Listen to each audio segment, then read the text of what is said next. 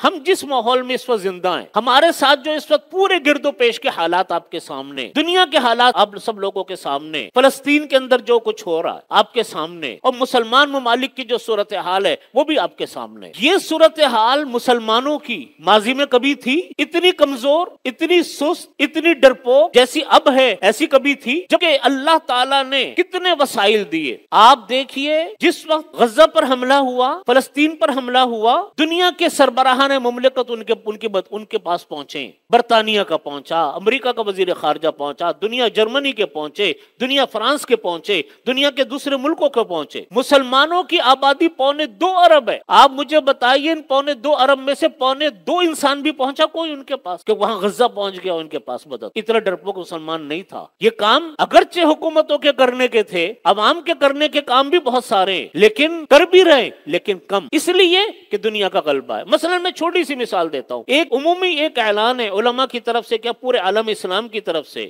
کہ آپ اسرائیلی مصنوعات کا بائیکاٹ کریں. کیا بھی ہے لوگوں نے، لیکن نہیں بھی کرتے. اور اس میں بنیادی کردار میں شکوہ بھی کرتا ہوں اپنی تاجر برادری سے کہ ان اسرائیلی مصنوعات کو پوری دنیا میں بڑھانے والے ہمارے مسلم تاجر بھی ہیں جنہوں نے کبھی کوئی متبادل پیش نہیں کیا. کتنی حکومتوں نے ان کے ساتھ تعاون کیے. بیرونی جتنی بھی ہماری امپورٹ ہے ان کے اوپر پابندی لگی کہ جی وہ مصنوعات جو پاکستان میں بنتی ہیں وہ باہر سے نہیں آئیں گی، لیکن ہمارے تاجروں نے ایک سے ایک تھرڈ کلاس مال مارکیٹ میں دیا. نتیجہ کیا ہوا کہ لوگ پھر دوبارہ انہی بین الاقوامی مصنوعات کے اوپر آ گئے. ماضی میں بھی اعلانات ہوتے رہے، مختلف مواقع کے اوپر آئے، علماء نے بھی اعلان کیے، دنیا کے دوسرے حلقوں نے اعلان کیے کہ آپ ان مصنوعات کا بائیکاٹ کریں. لوگوں نے کیا، لیکن متبادل جو ہمارا تاجر لے کر آیا وہی تھرڈ کلاس پروڈکٹ، وہی واہیات، کسی مصرف کی نہیں. میرے بھائیوں، مسلمان یہ کام صرف علماء کے کرنے کا نہیں ہوتا، ہمارا تمام مسلمان کے اوپر کچھ ذمہ داریاں ہیں. اگر ہم آج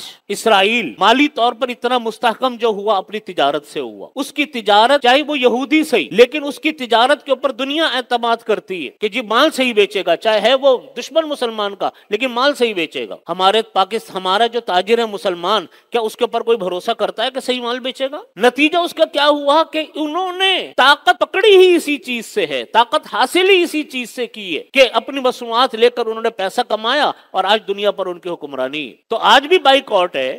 آج ہمارے مسلمان تاجروں کا یہ فرض بنتا ہے کہ وہ ایسی چیز لے کر آئیں کہ انٹرنیشنل منڈیوں کے مقابلے میں ان چیزوں کا ہم مقابلہ کر سکیں. یہ ہمارا غیرت ایمانی کا تقاضا ہے. کب تک لوگ بائیکاٹ تو کیا ہوا ہے، لیکن کب تک بائیکاٹ کریں گے؟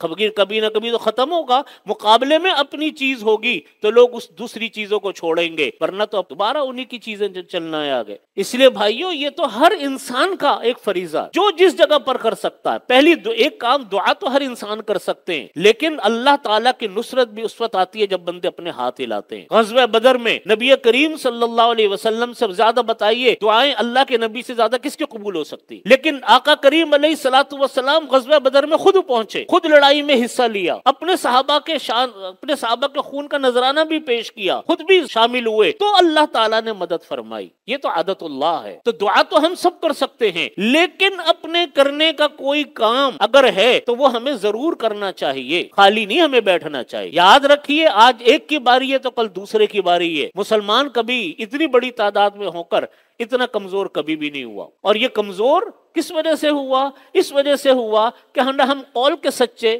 نہ کردار کے سچے، نہ عمل کے سچے، کسی چیز میں سچائی نہیں. نتیجہ یہ کہ دشمن غالب آتا چلا گیا. اللہ تعالی ہم سب کی حفاظت فرمائے، ہمارے اعمال و اخلاق کی اصلاح فرمائے. وآخر دعوانا الحمدللہ رب العالمین.